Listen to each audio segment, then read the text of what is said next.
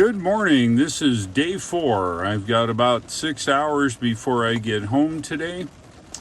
So let's see if we can navigate successfully first time. The key to navigation with this software is you must start the car, which I've done. I'm going to put in my city and see. There we go.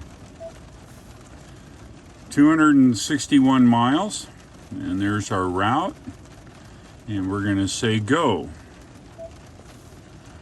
Now, they're adding EV chargers here. Laws. Be alert and use voice commands while driving. Please drive to highlighted route. All right. So here we are. Let's see if it's put in some charging stops for us. And it has. Good work.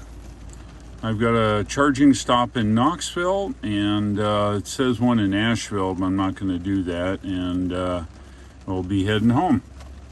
One charging stop today, so let's get on the road.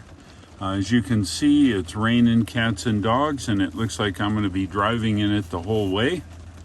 In this video today, I guarantee I'm not going to bag on the navigation anymore. I think everybody understands the quality of the navigation.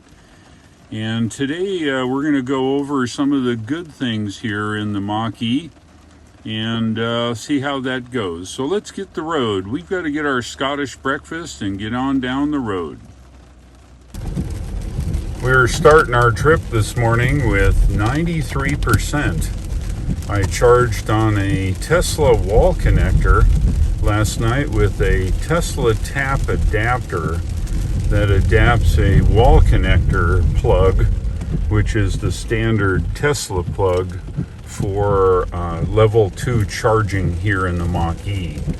It can't be used for supercharging, but it certainly is handy if you're at a place that has a wall connector, which I did.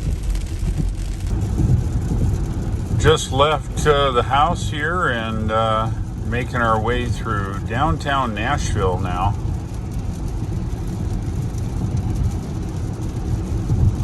You don't get hit by people. Look at this guy. Anyway, working our way through Nashville here, and hopefully we get out of town before anything bad happens. We have arrived in Nashville traffic. In the rain, of all things. Eastbound Interstate 40 in this rain. Holy mackerel.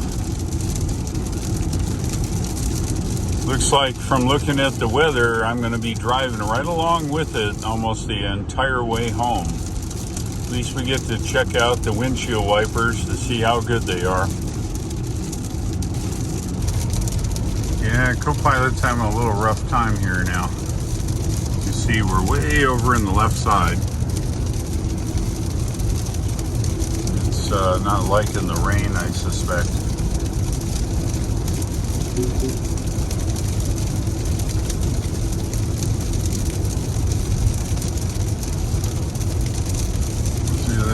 We're just about over the line on the left side. The co-pilot here in the Mach E does a good job of driving in inclement weather. I say that it is out of a rating of excellent or great or good, I give it a good rating. It gets confused easily depending upon the light angle. Today the light is quite diffused, and it's rainy and it's shiny on the pavement, and it gets confused like that. We're almost in the left line there, but I would give it a rating of good. It's one of the things that I'm sure going to develop with software, and I hope it does. It certainly does need to improve. but it helps driving down the road as long as you hold your hand on the wheel the whole time. Make sure that it doesn't do anything weird like that. We're almost, look at that, see? It said take over. Well, it got confused there and it wanted to drive on the left line. But that's okay. Maybe it's designed for clear weather or something, but you got to test it. So, rating of good. We continue driving in this crap. It's going to follow us all morning. Just drive down the road here. On Copilot, of course. As you can see, it's a little hunty here. Hunts around the corners when the conditions aren't all that good. Copilot update. We're driving along and it seems to be doing okay in the driving rain. So not bad. It's getting light, but it's really raining. So seems to be doing okay. This is Copilot working in spray and rain and fog and everything else. Still holds the rating of good. Does a pretty good job. A little hunty, see that? Oh, don't go over by the truck. That's okay.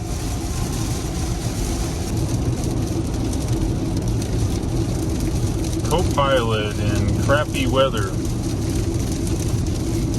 If it's light out and it can see the lines, it's happy. It does pretty well here in you can see the rain and junk. Lane, then take the first exit on the right. Man, this is some kind of crappy weather.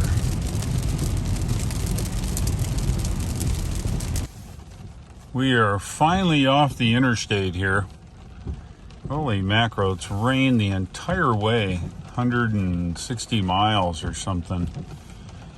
We're not too far now from E-Age. I think it's just up around the corner. I imagine Wally Mart's right there on the corner. So we'll get there and get hooked up. Alrighty, another Wally. Let's see, I guess we'll go this way, make our life easy. Arriving at Electrify America, Walmart Supercenter, on the left. At the end of the street, turn right, then take the first right. So we'll do the same we did before this configuration, where I've got a 350 in front of me here and a 150 to my left. So, okay, so here's the procedure. Going to go ahead and put it in park, right? And I'm going to leave the power on here. And I'm going to go ahead and hook up. See, when you pull up to the charger here, it says recharge required for a trip. No kidding. Who does this? Okay, so I'm going to ignore that for now. Please drive to highlighted route. Oh, yeah, of course. Okay, so let's get the app going. I'll hook it up. Of course, there's really no indication except for maybe that. But who knows how much it's charging. I have to watch the percentage here. If it goes up, then that means we're charging. According to the charger over there, once it starts talking, okay, the charger's showing the 18%. So hopefully we should have the spice be flowing. Sounds like I heard the fans and the inverter. Okay, so we are charging. It takes a little bit. All right, so it should charge us to arrive, it says 222 to 80%. I guess that's what we need to charge to. So it's currently 148. So what does that make it? 50, 22, 30, 34 minutes, 37 minutes, something like that. All right, well, we'll let it charge. I'm gonna go do some things and I'll be back. I'm here at my last charging stop on this whole trip. I'm here in Knoxville at the EA station and of course the parking lot of the Walmart. Getting a charge and heading home. It's been a long trip, but I'm glad to have done it. And we're at 110, 109 kilowatts here, so it's good. Keep going. I just got in the car. It's raining like heck outside. And, okay, I won't even say it. Please drive to highlighted route. A couple of things that need to be remembered in software. This section here, oops. So this is supposed to be some kind of most used stuff. Depending upon if I use it a lot, the button will be to the left. Okay, it's a cool idea, I get that. Except that you see the size of it? The size of it's that way because this little this way, that way button up here. If I push that little this way, that way button, watch what happens. It shrinks them. What does that do? It gives me that much more display. Very cool. How about just write that to non-volatile memory somewhere so that when whoever said it last gets in the car and it defaults back the way it was. Every time I've got to change it. So that needs to be in non-volatile memory. And when I get in, my phone, of course, does wireless CarPlay and gets up on there. The benefit is you can get the CarPlay off by this button here. Doesn't say much.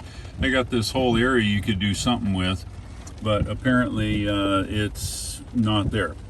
All it says is 80 feet. And if you don't recognize the little symbol here, you'll find that that's the navigation. So if I touch it, it reverts back to the internal navigation. Kind of cool. So here we are in the internal navigation. Now we know that it doesn't remember charge stops most of the time, and I don't really have any charge stops. What it's done, it's just as well. It had a charge stop in Asheville. Well, it forgot that, but that's okay. Here's our ring, and I think I'm going to charge the better part of 80%. It's windy, it's rainy, and I'm sure I'll need that. So I'm just going to charge it up to probably 80% before I go. Makes as much sense as any. Whether I get the energy here or there, it doesn't matter. So let's do a little bit of wrap up. I've got quite a bit of time left. I'm going to charge it to 80%. So let's do a little bit of wrap up and let me cover a few of the things in the Mach-E that I dislike, and then I'll cover the things that I really do like. So let me first state that while I currently have a bunch of Teslas, they've kind of set the electric bar, and everything else needs to be engineered and perform as well as a Tesla. So knowing that, I'm not going to compare this for that or whatever. I'm going to take a look at the Mach-E as a Ford product, not unlike most Ford products that they make. They've chose to do design stuff here in the Mach-E for certain reasons. Maybe it was group decisions or focus groups, or somebody in marketing decided that they needed to do it a certain way. Certainly the engineers are the people to implement the ideas from the marketing department, so I understand that. So let's talk about the Mach-E. I've driven it now since I came from Kyle's at 3,300. I've put 1,385 and a half miles to this point on it. I've got, I think, another 130, 40 miles to my house left. The car, the bad things. Let's talk about bad things first. The navigation. You've heard me rail on and rant and all that stuff, so we're not going to cover that again. It is an abomination. It is trash. Whoever decided to do it is an idiot. Sorry, but you are. It is a conglomeration of multiple people's software glued together and non-cohesive, and it is crap. And the reason it's crap is in an electric car, unlike a fossil fuel car, we're fortunate in a fossil fuel world that gas stations have grown up everywhere. This gets us from point A to point B. You can usually stop and get fuel just about anywhere. And it's become ubiquitous where we just know there's always going to be fuel around. But for an electric car, it's really important at this stage that the navigation be aware of high power DC fast charging. Slow level 2 stuff is for your grandpa. He can get his car, he can drive to the supermarket, he can go to sleep in the car for a couple hours and wake up with 40 miles or something like that. When we're talking traveling in this car, that means going city to city. It's very important that DC fast charging be the key source of energy for quick charges and moving on down the road. So showing level 2 is ridiculous. In some of the navigation, it wanted me to go to a Chevrolet dealer and charge. Now, that's just downright dumb. So it needs to be fine-tuned. And if you really want to know how to do your navigation, go to Tesla.com and rent yourself a Tesla. You can go to Turo and rent somebody's Tesla. And what I advise, Ford, is to give your marketing department, I know you've got one of all of the Teslas, that's fine. Give them the keys or the code to let them drive your Teslas. Have them take it for a weekend, or better yet, a week. And this will allow them to see what perfection in navigation mixed with charging is. While Tesla has all their own chargers, I give you that, the Electrify America network does function outside of the Ford plug-in charge. If you use the app, you're able to charge the car. Okay, it charges fine once it starts. Occasionally the charger gets some weird signal from the car and it only limits it at like 70 kilowatts for the entire charge time. That needs to be fixed. However, you can utilize this DC fast charging network, which is acceptable. It's not perfect, but you need to at least start there. You need to integrate that into the navigation cohesively so that it works just like the Tesla UI, and it works so that the customer simply says, look, I want to go to 2 cities over, and the navigation pops up just like your Tesla and says, go here for 20 minutes, go there for 40 minutes, and be done with it. That's what navigation needs to do in this car. If you do not do that and make it so that it's simple for somebody to use it, sales will suffer and this car will not sell worth a darn. Of course, maybe that is really truly the angle here, I don't know. But that is how you fix the navigation. Just copy Tesla. Those guys have it going on. They are really, really good at what they do. The software is pristine and awesome. I would rip out this crap you have here. Being a software engineer, I can tell it's glued together software, and I really want to see it work better because I know it can. You just got to get the engineers the nod to do whatever they have to do to make it work right. Okay, so that's basically on the navigation. I will say there's, I'm 6'6", I sit here, and when I look to my right, you can't do anything now, but this area here is a huge hindrance in seeing what's going on. If I look to my left, same thing. Giant hole where I cannot see any traffic or anything coming. So for me, that is an issue. So what I got to do is turn my head this way or look that way when I drive.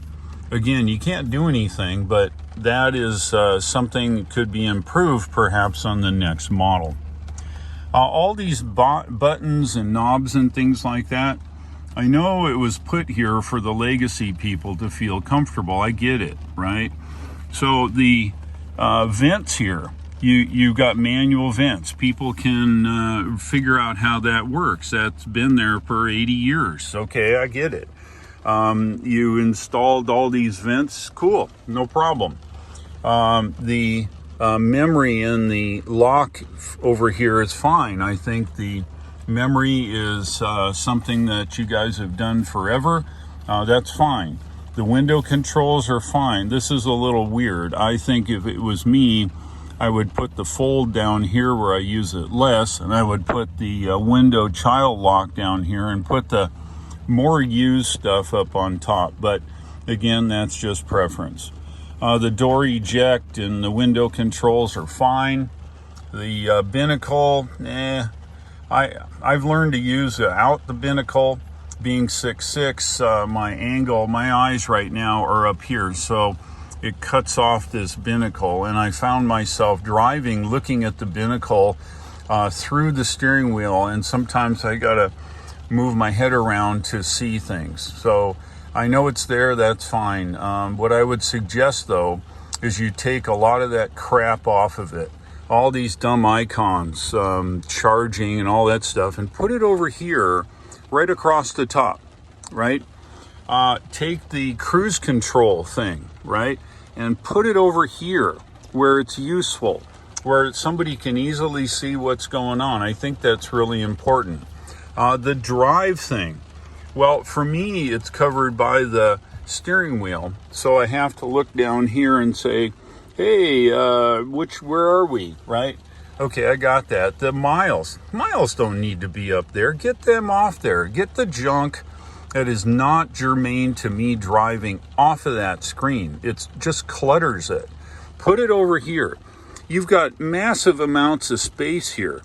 Put it here. Slide the nav down or whatever. You've got this huge space up here. I would move that space and I would decorate it different. So, and that's all software. That's something that can be easily installed. All right, what else don't I like? The charge thing's cool. The charging, the little console thing. I'm not sure. I'm sure all these emergency flashers and this brake thing and then another park thing, I don't know. To me, it's useless. I know there's probably a normal thing that goes in all the other cars. You put it in here and it makes people comfortable. Fine. It's just ridiculous. It's a dust collector. The hatch, that's fine. It's full of crap already, but it's cool. It's got a little slide thing. You can hide the crap and put more stuff on top. That's fine too. The glove compartment's fine. The roof is cool, very nice. For me, the car is a little tight along the head.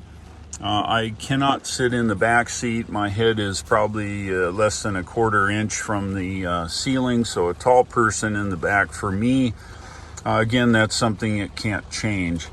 So that's really it. The brakes. Let's talk about the brakes. The brakes suck. They grab and you need to work it terribly.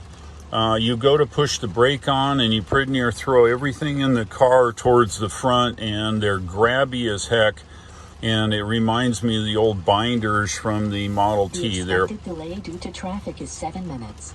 Well, how about that? It's given me traffic and I haven't even moved. So the brakes in this thing absolutely suck. Now, I've been driving on one pedal the whole time. One pedal is okay. It's a little clunky. The mix of regenerative braking and physical friction brakes is okay. It pops and cracks and makes clunk noises when you're just about zero. And I guess you can live with that. I would like to see you work on that a little bit and make it a little bit more seamless, because there's other vehicles out there that actually have better braking and one pedal driving, and they also use friction brakes. Go rent yourself a Nissan Leaf. I think they do a pretty good job with it. Let's see, what else don't I like? The charge port. So let's talk about that a minute. The charge port is handy. It is looks like it's off of a I don't know, the cheapest car you have, a Yaris or some other thing. You need to up the charge port and make it actually more substantial. It's flimsy to open. You push it in. That could be done internally and without any changes to the bodywork. We are now at 80%, and that brings me to my last con, and that is the battery charging curve. Now, what do I mean by that? The battery charging curve sucks. I know this is a software controlled thing, and I know these batteries are new to the engineering department, and everybody wants to be easy on them and make sure they all work well. Well, you guys need to fix it. Here's the reality. As I drive around here and go from place to place, imagine, if you will, I hook up at 5% and this thing ramps up like mad. When it gets to 80%, the 60 or 70 kilowatts of energy charging the battery drops to 12 or 13 kilowatts. Imagine that. It drops to 10%. Now, if it took, well, how long did it take? I'm looking at the charger because I have no indication here, which I would really love to see. Let's let the charger flip over there and you guys can see it. Come on, charger. Every 20 seconds or 30 seconds it flips modes. Okay, so I'll let you know how long I've been here in a minute. So, oh, there it is, 38 minutes. So I arrived at 20%. We've charged up and added 60% in 38 minutes, all right? Now, if I would stay hooked up to this charger, it will take 2 more hours because of the low charge current to get to 100%. So what does that actually mean? That means that when I'm driving from city to city to city, my range is limited to this number, 183 miles. So the 270 mile thing in the literature, no way. So what that means is I have to get to another DC fast charger before 184 miles. So in day 3, I took and I did charger hopping. And what we did was I was able to charge just enough, and I visited every single DC fast charger along the route, because the range of this is not long enough to get to the second charger, like hop a charge, but I can't do that. So that's the problem with this charging curve. Please fix it. Let it charge to 100% reasonably fast, but don't stop it at 80. I know you're collecting data and all, but come on, because that makes it ridiculous. I must have yesterday stopped at 8 different chargers to go 700 miles. That's ridiculous. Okay, well, that's the end of it, and I apologize for it railing on here, but that is the truth, the way I know it and the way I see it. Let's see what else. That's about all the bad stuff I think that easily could be improved. So let's talk about the good stuff. I know this video is getting long, and I'm going to go ahead and stop it. All right, made my phone happy. I stopped the 12-minute video. So let's talk about here in the Mach E of what is really good. Oh, wait, I got one more on the bad side. These seats. I know they're standard Ford seats. I get it, right? You want to keep the same seats you've always had. But I'm 6'6". Look at my legs. right? I'm folded up in here, and the reason I do that, if I put my feet flat on the ground, look at the space. I don't even use the front of the seat. And when on long drives, you can't sit like this for 8 hours. It sucks. So what I find myself doing is I'll fold my leg up and lay my thigh here on the seat. Since the seat won't come up, I got to go down to the seat. And it's okay. It's not as comfortable as, well, my Tesla has awesome seats. And it has all-way adjustment. And it solves that problem for us big guys. And I know that may not be a problem, but whatever. Side bolsters. Geez, they're little wimpy things. So if this is a Mustang and we're looking to drive it around corners, gee whiz, beef up the seats, right? So that's my other con on the seats. So let's talk about what's good. I will say this car handles on the highway well. Its suspension is reasonable. I haven't taken it out on the autocross track yet, so we'll do that. But it's getting around, the suspension's nice, the ride's nice. Acceleration is okay for 200 horsepower or 300 horsepower. The car is extremely heavy, and you can feel that, of course. But for the average driver, it's probably peppier than most of the fossil fuel cars you have now, and it's quite a thrill to drive. So that's pretty cool. I like the size of the frunk. I don't like the size of the nose of the car. It sticks way out too far for no reason. But I realized it was probably done for aesthetics, but I will compliment you on the size of the frunk. It was good. There is no storage in the back, and I imagine the front kind of compensates for the lack of storage in the back. But that's a good one. I think the front size is good.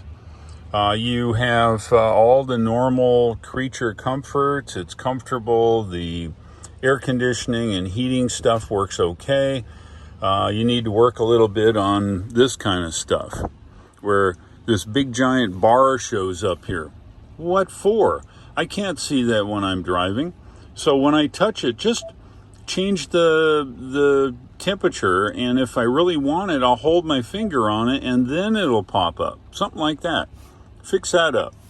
But other than that, the screen is nice. It's nice and bright. The response is okay, probably an 7 or 8 out of 10 for lag.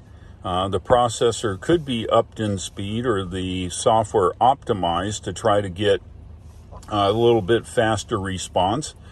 I suspect, this being a catalog engineered car, I would bet that you guys have written some kind of operating system in it that allows the software to accommodate the third-party people's software and integrate it into the computer. While that's all fine and dandy, I think a better solution might be to actually rewrite the software such that it is designed to be one piece of software, and get your vendors to be part of a design team. And when you build the software, it all gets built in a one piece of software, so that it all works a little bit more cohesive, and it works a lot faster. Because unless the bean counters have decided to cut you back on that $6 processor to $4, I think you can probably do better on the performance on the UI. But all in all, if I look at it, it's pretty responsive and those kinds of things, but the overall software design needs improvement. But it does do some good things as far as the hardware is concerned. So good job on that. School's out on this knob thing. I'd never use the volume there. You would just use the volume here. So while that's cutesy, it's kind of ridiculous. I would save the money there and put it into more memory or a better processor. Let's see what else is good. The doors are solid. The door handle thing, whoever came up with the little button thing to open the door, it's okay. I mean, the door icebreaker thing is a good idea. It seems to be fine. The framed windows seem to be fine. It's relatively quiet. We do have wind noise at a higher speed, and of course road noise from the tires. I think choosing a tire that is better acoustically would even lower the noise more. But it's relatively quiet in here, so good job on that. I think that works out okay. Steering is pretty good. I will give you a good rating on the co-pilot as it is now. It seems to see in decent weather. It does a good job in if it's bright and sunny and the lines are clear, it does a good job with that. It's kind of cool, even though you have to manually change the lane to have it reactivate in the lane. However, I hit the rumble strip coming down. I changed over, and what you have to know is once you get in the lane, you have to manually center it up, and then the co-pilot will take over. If you're still going through the lane, and you'll just keep going into the median. So the autopilot thing does a good job, but it's up to the driver to make sure that you actually center it up. Turn signals are fine. This conglomeration of 15 things here on the windshield wiper deal, I guess, is a standard product for Ford. It's okay. I guess you can get used to it. The cruise control, lane centering thing is cool. Volume, I used the heck out of that. I didn't get to use the horn, which was fine. So good on that. One of the things was a good idea for the cabin people were these little lights here. The down lights are kind of nice. It illuminates the console area, so at nighttime there's just enough light to actually be able to operate and see what you're doing here. So that's it for now. My future plans with the Mach E is show it off. Lots of interest in it. I promote electric vehicles, and I'll sure promote this vehicle. But I do need support from Ford Corporate. I would like to see some software working. I'd like to see over-the-air working, and I would like to see this software updated on a regular basis. I envision initial rollout of this version of software, and then once people start driving it, changes will be updated and made. I got that, but a timely rollout of software is very important in this car. The UI sucks. I think really you guys need to be doing it every 3 to 4 months, and you need to get the over-the-air stuff working. I really think that that's important. I don't have the time to take it to my local dealer. Those guys are, while they're nice people, they're technically not smart when it comes to this, even with Ford corporate help. I really would like to see the over-the-air stuff done, and I'd like to see 3 or 4 month updates. And I'm talking about not just fixes. I'd say that, look, when you need to make a change and add something to it, make the change and roll it out. Okay, the customer will have to get used to it, but how hard is that? I mean, the customer today, what customer today, other than the old folks, I'm an old folk, but it's okay. The old folks love to have familiar things. I get it. However, are you making this for the 60s generation or the 40s generation? Or are you making it for the young people with all the money that really want to see some new tech in their vehicle? Think about it. I would go with you need to go out with 3 or 4 month updates. Okay, so with that, I appreciate you listening. I know this rant went on for 20 minutes now. But that's really the good and the bad here in the Mach E. Overall rating, I give it about a 7, considering its brake problems and those kinds of things. There's room for improvement. I would really like to see this thing really come to fruition. but it's going to need corporate and most likely Jim's help here to rally all the VPs and get it going. Because electric is the future, despite what's going on. And we're going to see more of that. So thank you for watching. I think I'll end my series here since you're probably run out of popcorn by now. So I'd like to ask you if you would please go ahead and click the like button if you like my content. Certainly click the subscribe if you want to see some more videos going forward. And I plan on, since I purchased this Mach E, I plan on doing a lot of video on the Mach E so you can see every bit of it. And we'll see that going forward. Go ahead and hit the subscribe and don't forget the bell icon. If you'd like to buy yourself a Tesla, since I'm a Tesla owner, all of us Tesla owners have what's called a referral link or referral code. That gets you 1,000 miles of free supercharging or 1,500 kilometers. The Tesla network is giant. And when you get your car, you're going to be driving it around and you're going to be able to use those free miles if you use my link. Thank you very much for watching.